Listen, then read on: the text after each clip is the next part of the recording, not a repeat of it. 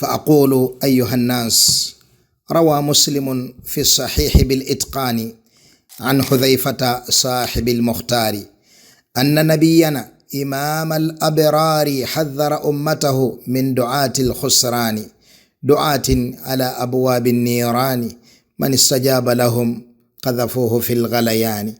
رجال في لباس العلم والإيمان دعوتهم إلى سخط الجبار، وقلق المصطفى على أمة الإسلام يخاف عليها من فتنة الأشرار.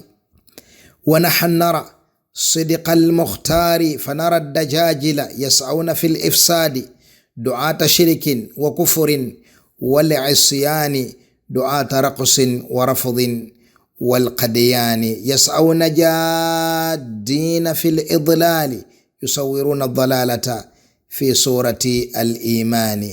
من هؤلاء جماعة الشيطان، حزب التصوف، عشاق الأوثان، على رأسهم حامل الأوزار علي زكسوكا، داعية الإشراك، يتتبع الجهل أهل الإحداث فيهلكهم بالتلبيس والزوران، يدعوهم بوقاحة إلى البهتان، يدعوهم إلى الضلال والبطلان، يدعو إلى الشرك وإلى الكفران وإلى السحرة وإلى الكهان، فمن استجاب له وفرح بالبهتان وترك التوحيد وسبيل الأبرار ليبكين في الجحيم وفي النيران، ويخلد تعيسا شقيا في الخسران. الشرك كفر وأعظم العصيان، الشرك هلاك ورأس الحرمان، يبعد الفتى عن رحمة الرحمن ويقربه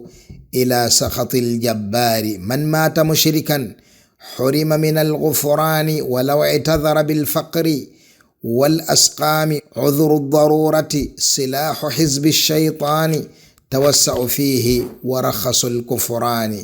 فتبا لمن زين أسباب الحرمان، ودعا إلى موجبات الخذلان، وسعى إلى انتكاس الأخيار بافترائه على شريعة العدنان، ونسي يوما يساق إلى الجبار المنتقم من أهل الطغيان. يا مسلم احذر من الضال الخسران، الراضي بالدنيا وحطامها الفاني، والزم دعاة التوحيد والإصلاح الحريصين على نيلك الفوزان. اللهم سلم عبادك من الخسران، وهيئ لهم أسباب الرضوان، وقهم يا ربنا شر الدجال ورد كيده عن أهل الإيمان. اللهم عليك بأعداء القرآن المحاربين لدعوة المختار، اللهم عليك بمنبر البهتان، اللهم عليك